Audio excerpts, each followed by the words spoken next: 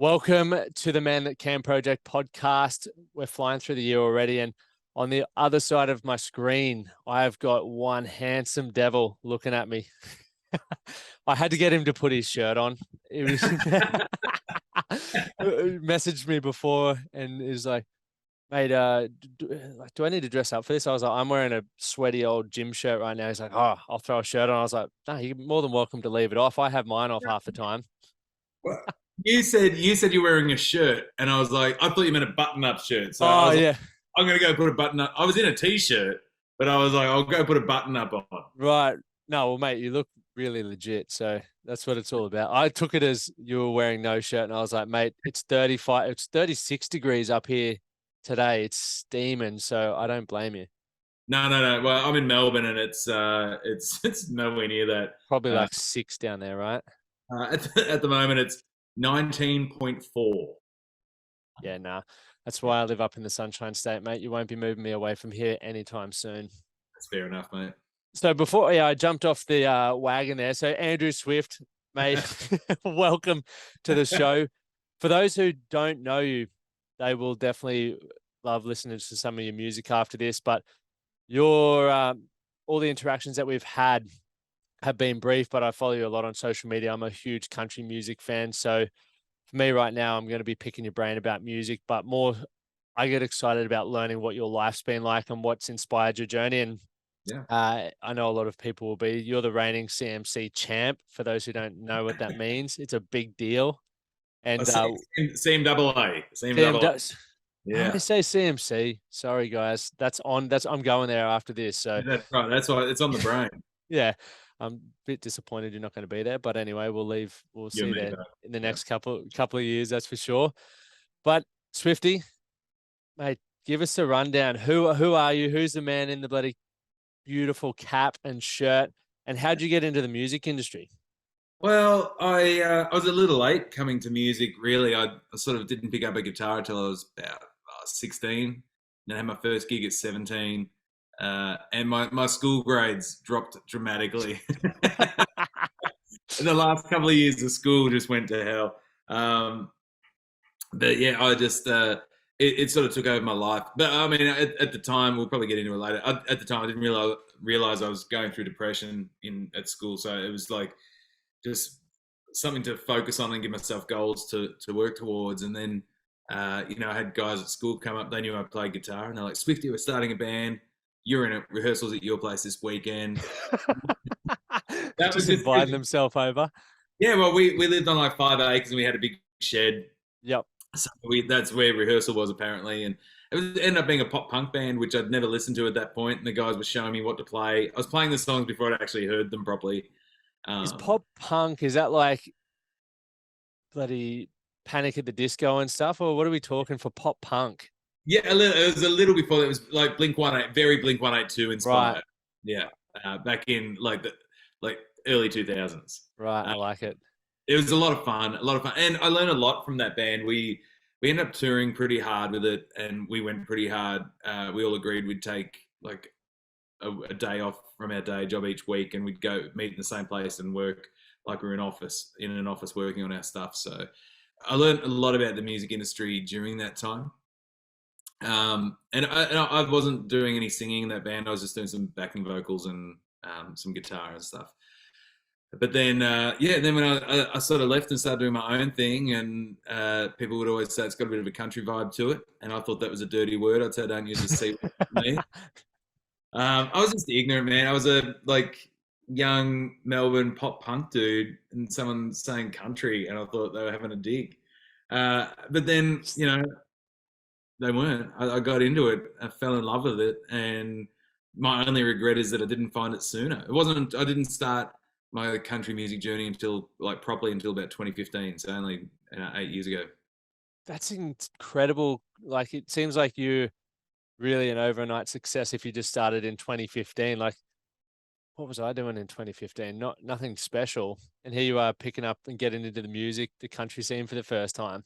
Yeah, well, I mean, the only sort of bright side about it is that the country scene is its own, especially back then, really was its own, its own environment. It was its own Mm. circle, and you could come from outside of it and I had 15 years of music industry knowledge that I could use to my advantage starting fresh. Nobody had Yep. heard my name before. Nobody had heard my music. Nobody, nothing. So, and I didn't know anyone too. I was pretty ignorant as to who a lot of people were, and I was meeting a lot of the big names and in the industry very quickly. And I was just like, oh, hey, how you doing? I'm Andrew. Nice to meet you. Just this friendly dude with a beard going, hey, let's be friends. I love it. Have you always had the beard? Uh, Obviously not always, but you've been repping it for a while.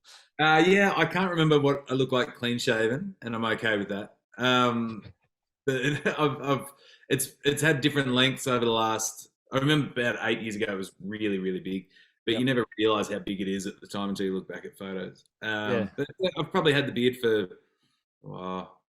it's got to be 12, 13, 14 years now. Yeah. Mate, we should work out some fundraiser where we get you to shave it. Yeah, or not. That's cool too. Yeah, or not. We keep that.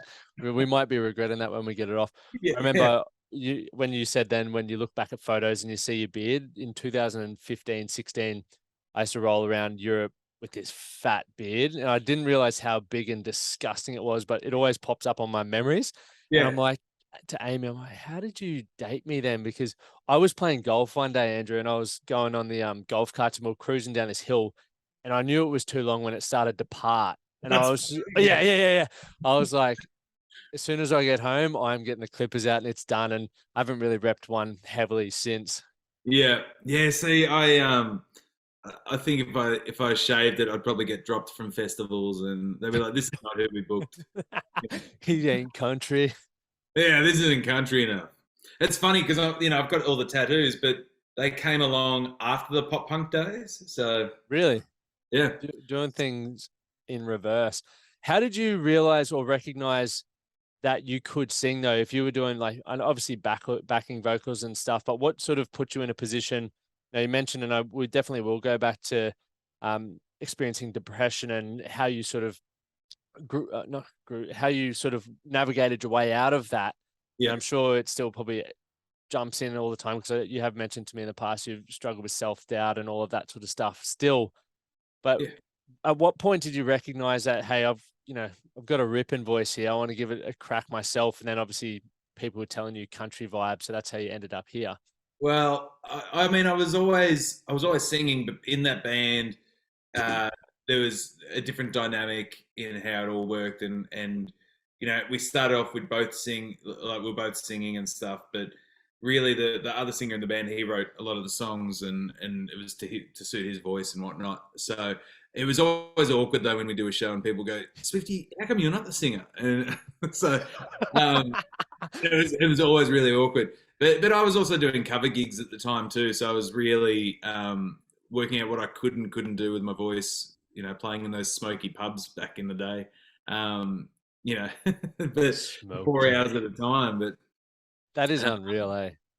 yeah, I mean the good thing is I'm about to say that I've got a decent range, but I saw your wife's vocal warm up the other day, and her range, I got nothing on her. Um, but I've got a decent range, and I think it's because back in the pop punk days, it was one of those things where it was always better to sing higher. Yep. So I was constantly trying to get those higher notes, and then coming into country, I'd be working with people, and they're like, "Cool, how about we drop the key a little bit?" And so it's great to know that I can still, jump up when I need to, but yeah, it's you know now we've sort of found an area where my voice works quite nicely, but yeah, so it was basically just I've always been singing, but in that band it just wasn't my role. Yeah, that's cool. And you found that sweet spot with your voice. Can you read music? Because I was Oh no. listening to yeah, it's blows my mind how many musicians that I've met and Amy and all that, like they just play it by feel and do it. Yeah. And I was listening to Combsy on Joe Rogan before, and he's like, I can't fucking read music. I was like, how you guys are just so exceptional at what you do, and you can't read the basics of, and either can I, so I'm not having a dig here, but it's No, just no, like no, no, no. it's phenomenal, and it just impresses me so much that you guys are so creative. You write these beautiful lyrics and then piece everything else together, which to someone like myself who's not anyway musically inclined, I'm just like, this is world class. And if I were to ask you how you write a song. You probably just go, I sit down, do it, and there we go. It's happened. Yeah, it's well, it was one of those things where I thought, oh, should I learn theory? Should I do this? But I kind of liked the mystery and the magic of. I didn't want to see behind the curtain. Sometimes I'll be playing a chord and I'm like, I don't know why that sounds great, but I love that chord. I don't want to know why it sounds great, but when I put my fingers here, like that's working for me. Yeah. So there was a bit of that, but yeah, it's like it's a bit of a non-issue these days, but until like at the moment I'm learning I'm learning the songs that are on my new album because from when before I got to learn them before they come out because from when I recorded it, so from when I wrote it to taking it in the studio process, we change things, we tweak things here and there, and it's just little things. But when I don't think about it and play them the way I wrote it, it's going to trip me up when we play with the band because they're going to play it as we've recorded it, and I've sent them all the charts and everything, and so I'm currently trying to learn my own songs. I love that. What's it Yeah. like playing a full set of songs that you've written? Do you ever have moments where you forget the lyrics or the chords or anything, or it's just muscle memory there? It's a bit of both. It's a bit of both. I mean, if you were to say, "Hey, what are the lyrics in this verse, in the second verse of this song?" I'd be like, "I don't know. I'm gonna, Take from the top. let me work through it. It's this, yeah." So there is a lot of muscle memory there, but there's definitely times where you have have a brain fart. I, I remember once, I think I just mentally checked out early. I was opening a show for someone else, and it was the last show for the weekend.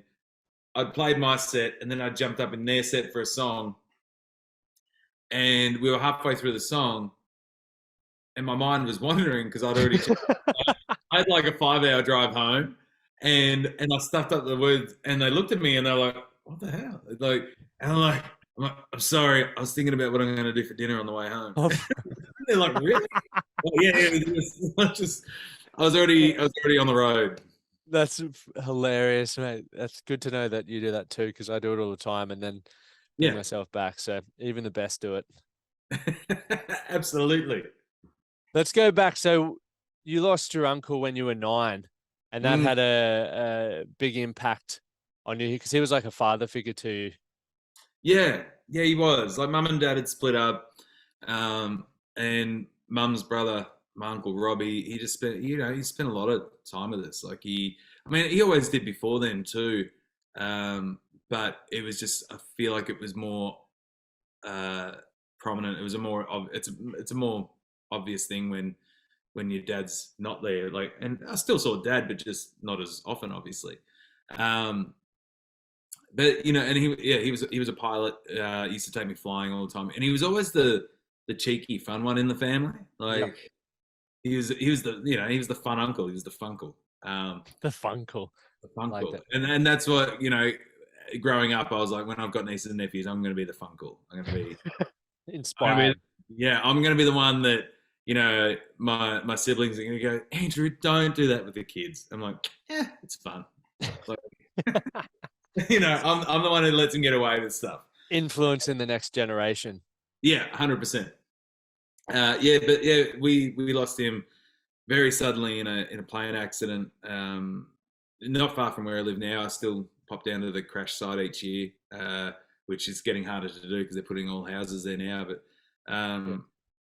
But I was also the last one in the family to see him. He came to my school sports day the day before, and it was the most bizarre thing because I remember him leaving and I didn't want him to go, and I didn't want to let him go. Like there was something about it, and I remember running up to the top of the grandstand and watching him drive until I couldn't see him anymore. Like it was just there was something about it. I don't know I mean, who knows? Who knows how things work? But that was the last time I saw him. But it really hit me hard. And in hindsight, I probably should have had some sort of a therapy.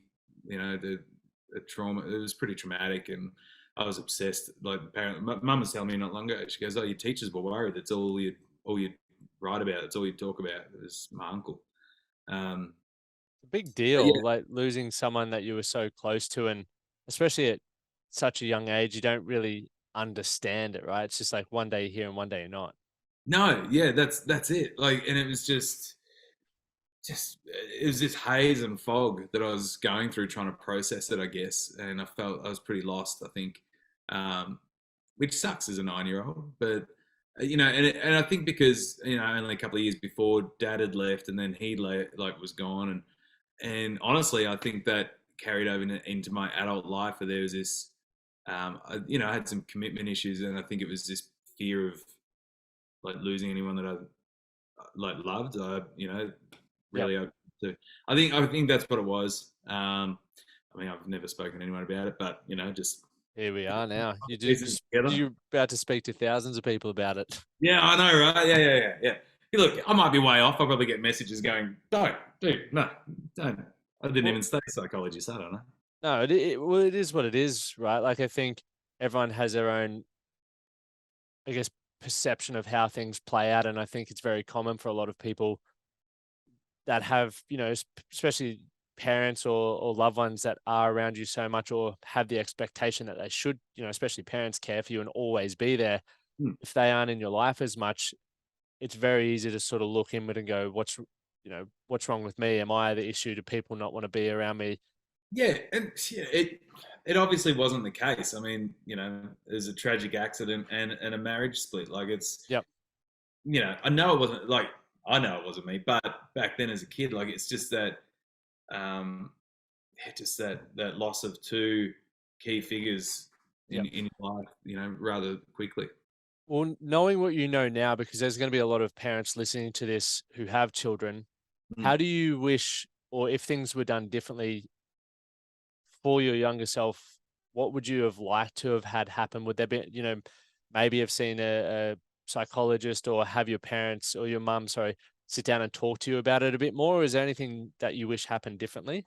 Oh, look, I think knowing how hard it was for me to process it and work through it, I think in hindsight, definitely talking to someone would have been a professional would have been the way to go. But um, I also feel like parents these days are a lot more open to that idea as well. Not that mine were Definitely. probably just didn't cross mum's Yeah. mind. Like Yeah. she was processing the loss of her brother, and like Yep. everyone was hurting.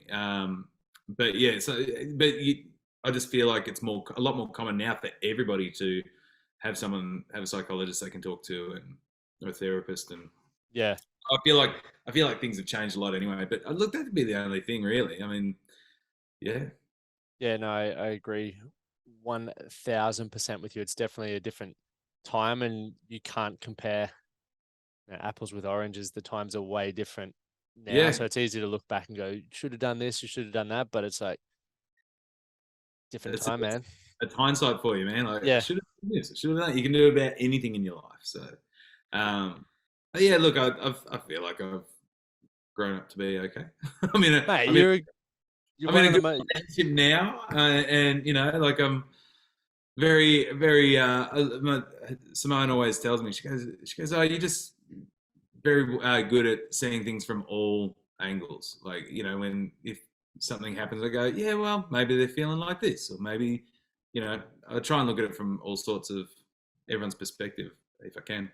Yeah, you're definitely one of the. I just know from the interactions that I've had with you, you can genuinely an empathetic, caring dude, and I generally gravitate to people who you just know they're not full of shit and they actually care, like they genuinely want to give. And the conversation that we're having now, and I feel. Well, Amy always reckons she's the better judge of character of people, but I reckon I'm pretty good as well. You can tell when people are genuine or not, and you definitely fall into that category. I got a lot of time for you, and I really love your music, and also it's awesome to in the small amount of time that I've known you see what you've achieved, but it couldn't happen to a better bloke. You know what I mean? Oh, thank you. I And appreciate and likewise. I enjoy our little chats and the quickly running into each other at events and we're like, hey man, yeah, great to see you. There's yeah, always a good a good vibe between us whenever we're in the same yeah. room. It's good. But we're gonna bounce around. But your partner Simone, super supportive. You guys are a dynamic duo, power couple. I don't know. I don't know about that. Oh, mate, you want to hope she doesn't listen. If you question that, you should be like, yeah, bloody oath, mate. We are. Yeah, I Thousand. I think we're great, but yeah, it's weird. I haven't heard anyone say that before. So Mate, one of the best moments was I was watching her when you won your award at the awards night. Just like the connection you guys had was yeah, just world class. And I obviously sitting right next, pretty much next to you guys, I was like, this is a fucking beautiful thing, and you can tell you guys have got something special. From your relationship standpoint, obviously both busy. You yeah. know, you travel a bucket load. You're up, all around the place. How do you manage the relationship while obviously, having people pulling you in a million different directions as well? Well, I mean, we've been together now 3 years, Yep. and we still don't live together. Yep. Um, Sim's got two young boys, and she's studying full time and stuff. So she needs her space, and I need mine. And so when I'm on the road, yeah, we miss each other, but we check in all the time, and um, it's we're just simple one emoji message just to let each other know you're thinking of each other. But What's your go-to emoji? oh, we just did a little blowing a kiss emoji. That's Yeah, all. I Just like it. thinking of you. Yeah. Um, but I mean, coming, we met right as the pandemic hit and lockdown started. Yep. So our whole relationship was it was kind of great. We didn't. There was no pressure to do fancy dates. Like we couldn't. So and the good thing is, I was actually home long enough to really get to know someone. I've always found that dating before that was tricky. I'd come home, go on a date, and then I'd be gone for 2 months. And Yep. so but so we got to know each other really well, and a lot of time together at home. Um, but right from the get go, I explained how often I'm away, and hopefully that wasn't going to be an issue. And we're just very open and transparent, very honest with each other about everything. As far as far as I know, we don't have any secrets. I don't have any. Yeah, you wouldn't know. I like to think it goes, but yeah, I mean, we right from the get go, just super honest, and that's been the key to making it a good, long lasting, happy relationship. I think. I say, yeah, long lasting 3 years. For me, that's my longest relationship by more than 2 years. So, Yep.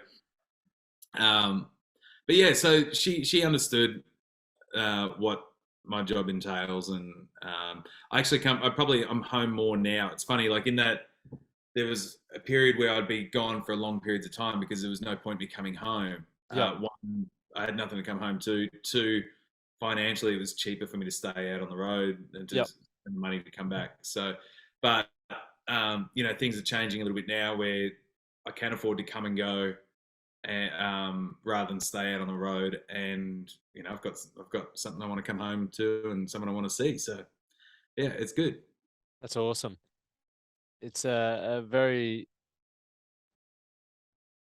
it's a beautiful place to be where you're actually excited to come home to your partner. And I think that's one of the, we were speaking about those generational changes a moment ago. And I grew up in, well, I can't speak to your family, but my dad was always out working hard and mum was at home with the kids. And for me, I took that as if dad didn't care about me or dad didn't love me, but it was obviously him showing love in a different way through being out at work and whatnot. And generally, this is a big generalization, the blokes would just come home, crack a beer, and they just want to be left alone and sit down.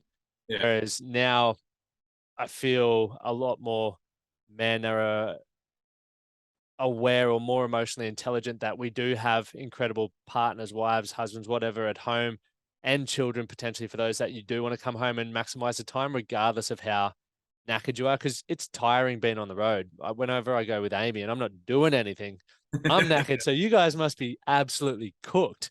Yeah, yeah. I'm one of those people who gets drained in social situations. Like I'm well trained at it. It's part of my job, and I, I'm perfectly fine at it. But I find that when I get home, I crash. Yep. Uh, and I feel like it's during the lockdowns and stuff. I lost a lot of that practice, and I was getting anxious more quickly. I wasn't doing great in around lots of people. So if I find that I'm away for a weekend, and I wear the role. I had of many roles doing what I do. I'm self-managed, so I'm out if we got the band, I'm the tour manager as well, and I do the merch, and and it's draining. So when I come home, I generally need a day on my own to do not much and to Yep. recharge.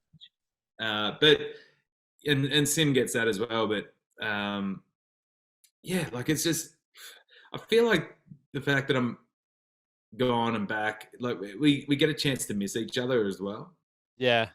That's probably pretty handy, but it's definitely there is definitely a change in generations. I look at my dad and the relationship with his dad, and my relationship with my dad, and and how it's an evolution of how the relationship between men work. Definitely. It's a point you touched on there around getting the opportunity to miss your partner. Amy and I were literally talking about this within the last week, and as much as it sucks because Amy's gone away for 4 or 5 days now, but we really appreciate the fact that we do get the opportunity because Yeah, you can, we always find ourselves taking each other for granted. You might snap at each other or just become really complacent, but then when she goes away or I go away, it's like, oh, I really miss those small things that you take for granted. So I think in a way it's a beautiful thing. absolutely. And look, I never get sick of being around Sim. Like Yep. I'd be happy to be around her all the time, but it's because you do like you just miss them more when you're away. So. Yep. Yeah, and Um, full disclaimer, I don't get sick of being around Amy either. this is she'll be like, li- yeah. yeah, she'll be listening to this and you'll just see me in strife, mate. So as soon as you said that, I was like, disclaimer, I need to throw that in there quickly. Yeah, I'll probably see her in a couple of weeks' time, and she'll have a couple of words to say to me. We've got that together. Yeah, I was like, you guys do have that gig together. I've been trying so hard to get, is that the PBR one or which one's? Yeah, up at Winton. Yeah, mate, I was like, damn, I really want to go to one of these PBR ones because she did the other one a couple of weeks ago and she's like, oh, you can choose one. And I was like, well, I want to go to both. Come Are on. you coming to Winton? I've been trying to get on the flight, but apparently I have to do a whole separate thing. So, and I think Uh, she's flying in and out in a day or something. yeah, right. Well, I'm now driving up from Melbourne to Winton. I think it's 30 hours each way. Dude. Yeah. So, and that's because of like PBR and I were chatting, and there's an issue with because the plane's so small and the Yep. amount of we got to take. There's issues with how much luggage, and there's a big chance guitars wouldn't make it. So I'm driving up via Sydney to pick up everyone's equipment, and yeah, so I got 6 days I of could potentially fly to Sydney and then just cruise with you, yeah, you could. but I It's don't want you to. Yeah. well, no, you could. It's 2 days in a car together. I mean, Oh, we're gonna get to know each other real oh, well. really well. Might do a couple of episodes. Yeah, because yeah, I've got to take the gear up there. So I'll be up there on the Thursday night, and then I'll leave again on the Sunday Mate, after because that's we're that's playing Saturday. Yeah. that's effort. I want to talk about like that in itself. Like your work ethic is pretty phenomenal as well. A lot of people probably don't recognize the effort that you're putting into. You mentioned just a moment ago, obviously you're playing the gigs, but you're doing the tour managing. You're now driving to pick up equipment to make this all happen for you. Where does the drive come from? Well, it's a matter of knowing that if I don't do it, then it's not going to get done, and if it doesn't get done, I don't get to continue doing the job that I love, and I'd probably have to go back to fixing caravans, which I didn't love as much. Yeah. I mean, the thing is, I've been first gig was what year are we in? 22 years ago, and as we were saying before, it's only been the last 5, 6 years, 7 years that things have really. I've been doing it 5 years now, full time. So in those 23 years, it's only been the last 5 years that I get to do it full time and doing my own music, and I definitely don't take it for granted, man. I'm so grateful for it, and I love doing the work behind it. I mean, there are days where I question everything when Yep. when I'm just like, what am I doing? But yeah, like it, I think people point it out all the time with my merch. Like I'll go to a festival, and if we got to sell our own merch, I'll be set up often before gates open, and I'll be set up all day pretty much. I'll do 8 hours on merch and play for 45 minutes. Like it's, but it's you got to be out there to do it, and you just chip away at it, especially with the merchandise. But um, yeah, I want to keep doing it. So I want to keep performing and touring, and if I'm not all over it, and I want to keep growing as well. Like I don't want it to be, I don't want to plateau. I don't want to go backwards with the new albums coming out. So I want it to be better than the last one. Yep. So it's a constant strive to move forward, and it all goes back to when I was saying about depression in high school. The thing I loved about music is that it gave me goals to work towards. It gave me something to look forward to, and that's exactly how I live my life now. With my industry, my career is what I love, and it gives me goals to work towards and to look forward to. And if that's not there, part of me is worried that I'll fall back into that, into how I felt back then. And I love that you said that. Thanks for sharing that as well. I think it's important. I'm a big believer because when I was going through similar things, I didn't really have something bigger than myself to work towards, and I didn't have goals. I didn't feel like I had value to offer. And the moment that I sort of stumbled across that and, doing what I do now with the podcast and various other things, like I genuinely get excited to, and as you said, there's days where you question it and you're like, Mhm. I'd rather just go get a really cruisy job. But then when you get feedback from people, or I'm sure for you, when you see people lining up for your shows or jamming to your tunes, like those moments, you're like, this is why I'm doing it. And it's worth all the frustrating moments or having to learn new skills. I'm sure you didn't know how to tour manage at some point or didn't know how to sell merch or do everything else that you're doing, but you've done it. Yeah, yeah. And there's a big lesson for a lot of people listening because stats show how many people are unfulfilled in their careers currently. And I understand that everyone's circumstances are different. Some people have children, mortgages, and various other things, dependents that are uh, relying on them, which makes decisions more challenging. So if you're not in that position, it's a really good time to really chase your dreams or start working out what you love doing and how you can make a career out of it because it's Well, possible.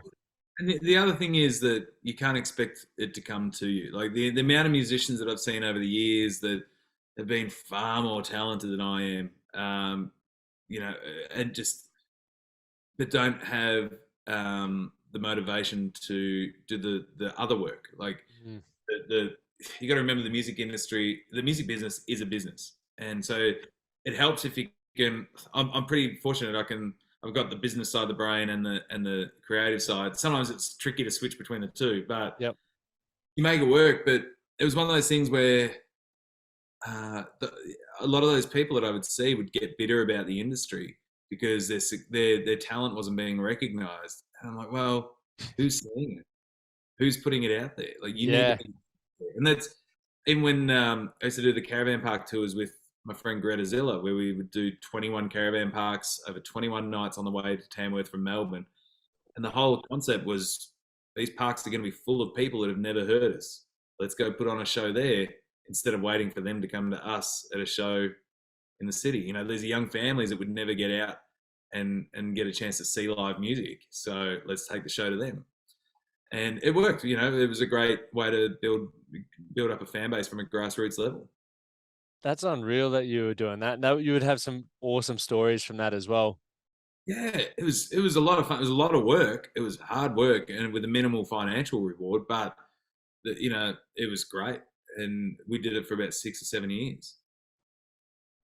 And that's the work that we live in a time where instant gratification and often, social media, for example, like you, for example, Swifty could look like an overnight success for someone who's watching along on social media and you're winning these awards and doing all this cool stuff. But as you said, 22 years ago, you played your first gig, Yeah. right? So you've been grinding away and you just touched on one of the things, but I'm sure you've done so many other things along the way to hone in on your craft, to brand yourself, to market yourself, and to be a better musician, a better writer along the way that people don't see.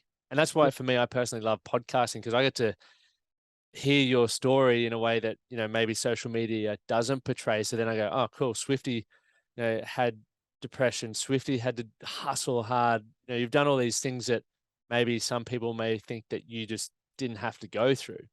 Yeah. I think that's what makes you enjoy the outcome when you continue to progress, is that where some people just want to go, nope. Yeah, yeah, Like, yeah. Well, I mean, it's a really tough industry. Like it's easy to get beaten down by it. There have been several times over the years where I've just gone, it's not working. What else could I do with myself? yep, And the answer was always nothing. Like, this is what I want to do. There's nothing else that appeals to me as much as this. yep, But the key thing I think I learned to do over those years is, because you face so much more rejection than you do find wins. yep. And I worked out pretty early on that you need to find the motivation in the smallest of wins to keep you going. Like, it's easy to let the rejection get to you and the losses, but it's the wins that keep you going, and you need to interpret those wins as best you can, and sometimes they're going to be little wins, sometimes they'll be big wins, but you need to find something to keep you motivated. It's a great point. It's definitely easier to focus on the rejection and the setbacks because it's comfortable, right? Yeah. But just scraping the barrel, that's what I call it, is like scraping the barrel, because sometimes it does feel like the most insignificant win of all time, but a win's a win. It's like whatever that saying is, it doesn't matter whether you win by an inch or a mile, a win's a win. So just grab whatever you need to keep you fueled while you're going.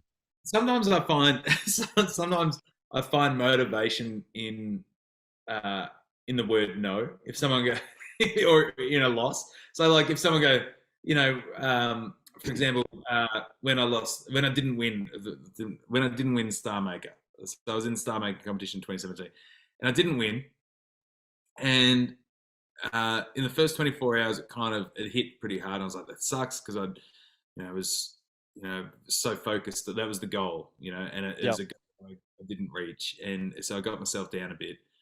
But then then I had this point where I turn around and go, well, I'm going to do it on my own. I'm going to make them wish that I'd won.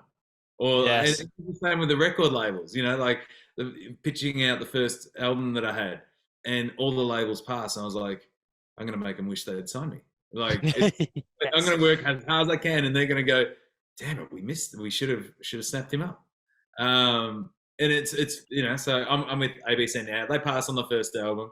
The even the record label that put the album out with, they passed initially, and they ended up coming back around and saying, actually, no, we'll give it a go. And then it's like that album was sort of kickstarted my country career. So ended up being great. now I've gone over to ABC. So it's yeah. So it's safe to say you're not competitive then, Swifty. I love it. I am, but I got to pick. I got to pick when and where. Like Yeah. I was a very competitive netball player for years. Well, yeah. Oh yeah, yeah, yeah. What, goal defense, or were you a shooter? I was a shooter. I was usually goal attack. But then I did also play some seasons in goal defense, which I was surprised I picked up a best and fairest for the season in defense. But Nice. the Golden Guitars are actually the first awards that I'd won that weren't for netball. So Really? What was it like winning the award? Like, talk us through that. So I think I still got the video on my phone, so I'll post it on Instagram when this episode goes out, so people know what we're actually talking about here from my point of view. But what was it like for you that moment this year or the first time? this year? Let's go this year. This year, Because let's do yeah, both. Why not yeah, do both?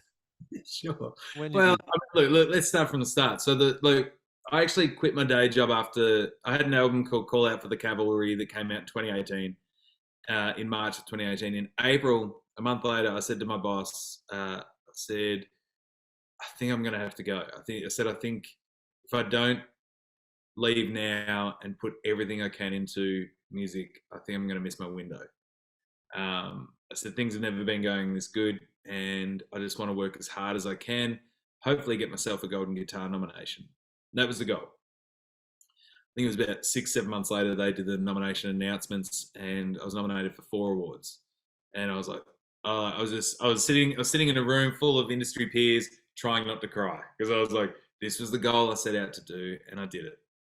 And then I was like, four nominations. That's pretty great. It'd be great to take one of those home, but let's not get my hopes up. And then on the night, I got called out for New Talent of the Year and Alter Country Album of the Year, and got to perform at the awards. So, but when that, it's funny because all three times that I've heard my name called out, it's the same thing. It's like the wind gets sucked out of you. It's this like, oh, but the 2019 awards were pretty special because my mum and dad were sitting in the same room with me. Like I said to them, you know, you guys have been separated, you guys have been split for years and years and years. So put any differences aside. I want you both there. There was a little bit of a pushback. I said, I don't care. This night's about me, and it's about what I want. I want you both there. And to their credit, putting them in the same room, they were great. They were actually really good, and it actually has changed the whole dynamic between them from that night, where they can be in the same room and it's fine. Like and they're friendly. It's great. And the other thing that was amazing that night was, I think it was when I won the second award. I turned to my dad.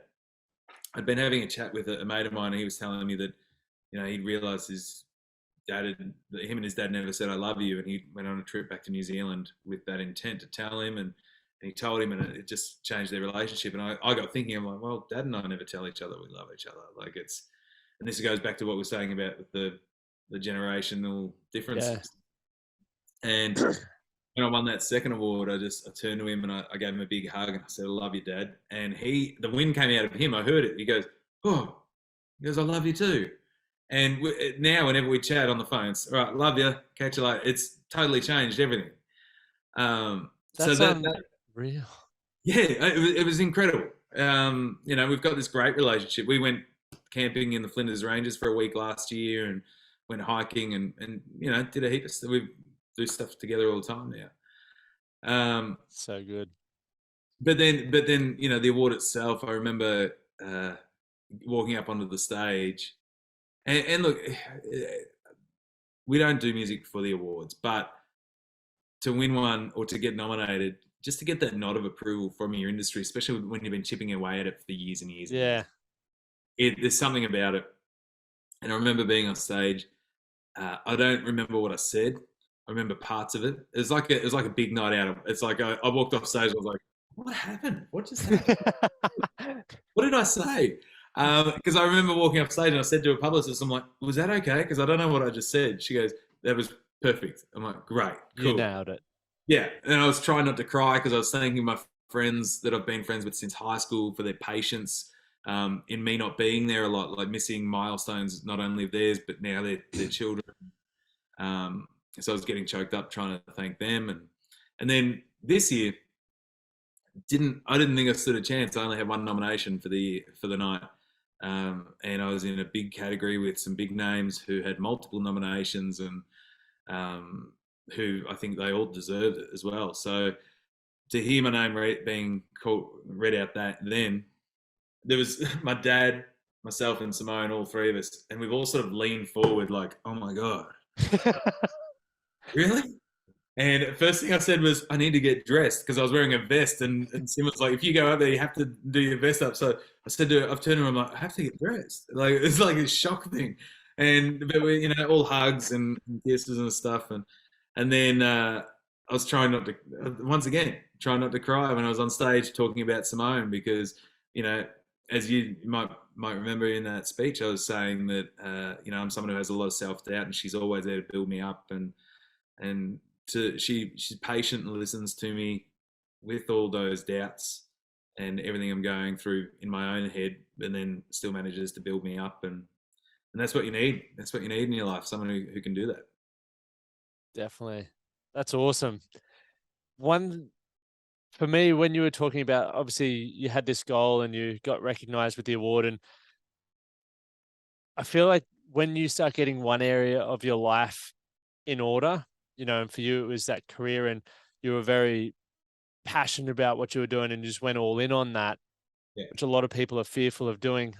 other areas of your life sort of started to follow as a byproduct? Meaning, you got your parents together in the same room and changed the dynamic of their relationship again, which then led to you changing the relationship with your dad, like improving all of those things just by focusing on one thing. And I feel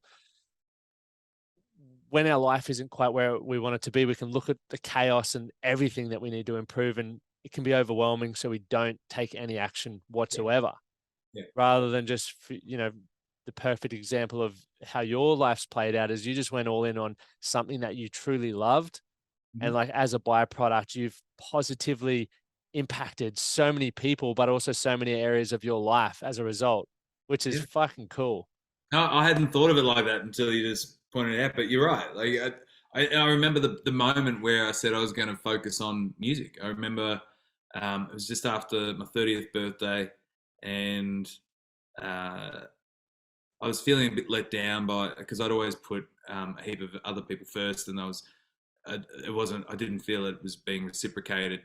Mm, I was like, you know what? I'm gonna start saying no and start saying yes to me more. And with what I want to do. And fuck yeah. that was a pinnacle point. Like um, everything sort of started to slowly move in a different direction and gain momentum in a different way from that point. Is that one of, I guess, the strategies you have to manage your mental health now as well? About saying no and looking after Yeah, me. like putting yourself first. Like what in doing that, what would be some things that you do to manage your mental health? Obviously, you had the depression and self-doubt and a lot of things that many people experience. So how do you manage that now? Well, I mean, these days um, it's just being very aware of how I'm feeling. I think, Yep. and seeing any signs early on. Like there'll be times where we're out at a gig or a festival or something, and I've done my part, and usually I'd be like, yeah, cool, I'm going to hang around, I'm going to do everything, and make sure that I'm everywhere and do it all. But I feel myself getting socially drained, and I feel Yep. myself going, okay, cool. I know how I'm feeling, and I know that to remedy that, I need time out. Like I need to go. I need some quiet, and it does come back to that. I think where you go, people say, oh, "Why don't you come here?" I'm like, "Nah." Like I need to reset. Like I'm Yep. good. Um, so I guess yeah. I mean, and when I was coming out of because we had a really long lockdown down here. I know. Yeah, the world's longest, wasn't it? Yeah.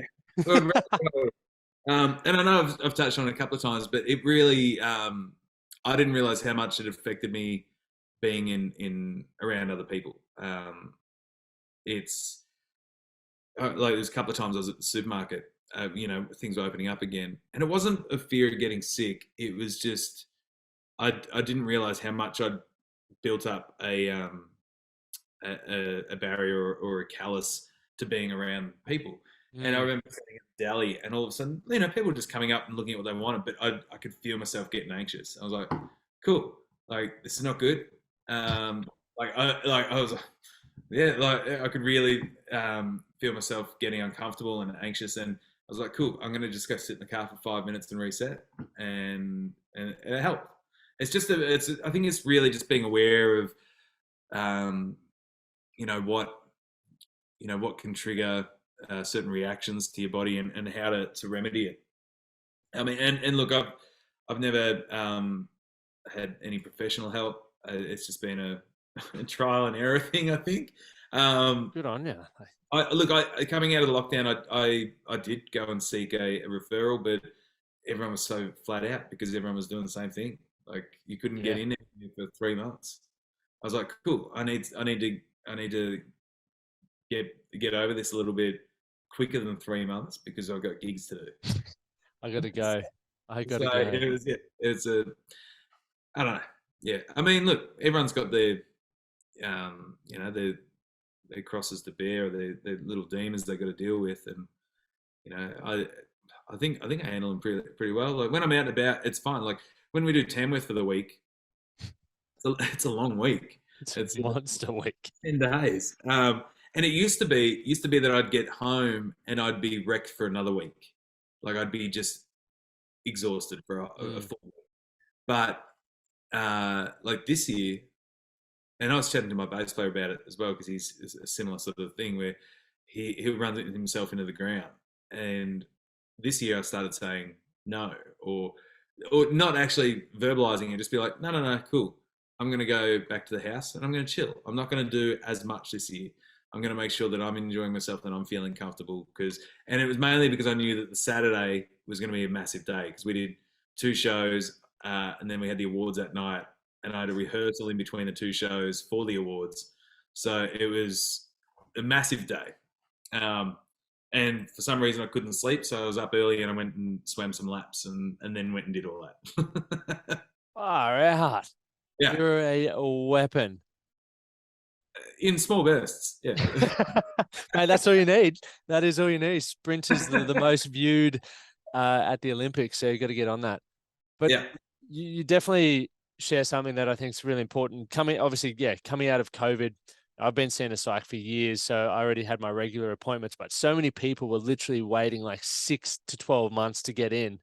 yeah, But a few things you touched on that have helped me that I've learned from professional help is like that awareness around going, why am I feeling this way? What do I need? It's essentially putting yourself back in the driver's seat. Now, not every time we can do it by ourselves. I understand that. So I'm not here saying that that's the way, but we're all unique and different. And for a lot of things, I feel the more self-aware you are around things that make you feel good or things that make you feel bad, yeah, and surrounding yourself with more of the things that make you feel good as opposed to the things that make you feel bad has a huge impact on your life. And it does sound very simple, but more often than not, most people don't slow down enough in their life to actually go through that for themselves. It's like, yeah.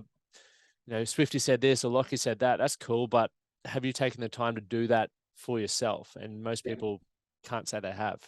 No, I still get the odd day where I had it last week. It was I'd done a heap of driving over the weekend and a couple of gigs, and I got home on the Monday, and I was just feeling flat, and I had a to-do list a mile long, and I was looking at it, just feeling super overwhelmed, and was just getting down on myself, and I was like, I understand why I'm feeling this way, and I understand that tomorrow, like if I have a good night's sleep and go for a walk or get up and go for a swim or something, like I'm gonna feel better. Like and I know that it's a passing thing. Um, but yeah, I think I've just grown to I've come to understand how I feel and why and the best way to handle it. I like that. What are you most excited about for the rest of 2023 and just your career in general? The career in general, just hopefully to keep moving forward and building and growing. But this year I'm excited. There's a new album coming out on the Yep. 28th of April Yep. called Lightning Strikes and Oh, Neon Nights. that is a catchy title. Fun. And it's not even a lyric or a song title. It's just a summary of the songs on the record. So, I was chatting to my graphic designer about it, who's a good mate of mine, and we were just trying to settle on a title. We were looking at lyrics and all that stuff.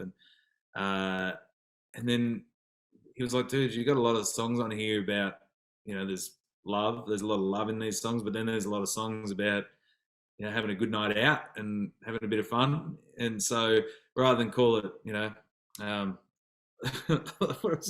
rather than call it love and getting drunk, getting love and getting drunk or whatever, we thought we'd do something a little more poetic. And the lightning strikes is the love side of it, and the neon nights of the parties. I like that, aka the getting drunk. Yeah, getting some love, getting some drunk, getting some drinks. Like it's. Is there a particular song on the upcoming album that you obviously they all have meaning to you, but the one that really stands out for you? Yeah, look, if we're looking at sentimental songs, this album's really only got the two. Both were written for my sisters. One of them has already been out, and it's called The Question, all about the proposal to my little sister and the traditional thing of going and asking permission from dad first. And Yep. so there's that one. But then there's only one song on the album that I wrote on my own, which is for my other sister, the one that I grew up under the same roof together. And the song's called Growing Up With Me. And have you got siblings? I do. Yeah. I'm sure you know what it's like. Like, you guys can love each other and hate each other within the space of 5 minutes, and then love each other again. Yeah. And it's this roller coaster, and you poke and you prod and you know, and nobody irritates you more than a sibling, but you still love them to death. And that's what this song's about. Like the tagline is, "I hope it weren't all bad growing up with me." Um, so yeah, that one's probably a bit more special on the sentimental side of things. I love that. And that'll be available on all platforms. You'll have a pre-save or pre-thingo Yeah, link. yeah. It's oh look, we're gonna give it the old Let's, plug. Real, mate, we're plugging it hard. Let's do yeah. it. So it's available. You can pre-save on all the streaming platforms now. You can pre-order on iTunes, if you and through your JD Hi-Fi, Sanities, all that stuff. But if you pre-order through my online store, you not only get yourself a free air freshener. Ooh, I know, right? I But like that. you also you also go in the draw to win. I've got an amazing bundle actually. There's about $500 worth of the Dixon flannel products, which I'm wearing right Where now. you're repping, I like that. That does Uh, look good. I like it. Yeah, they're great flannels. They're about $80 each. And then there's also a $200 voucher for Pakenham Western Wear, which you can spend online. You don't have to come all the way down here to do it. And it is the best part is there's a Telecaster guitar worth about $1,100 there as well. So yeah, All right, we're gonna. All the links for everyone listening are in the show notes wherever you're listening to it on. I've put the online store at the top just so you yeah, don't skim past that. You can't beat winning free stuff.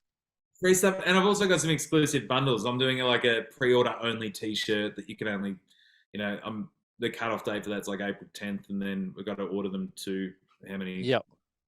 Yeah. Sweet, man. I'm pumped for that. Yeah, it's gonna be a fun album. The last couple, like I've loved every album I've put out. I've loved, but this one's probably overall a bit more upbeat, a bit more lighthearted and happier.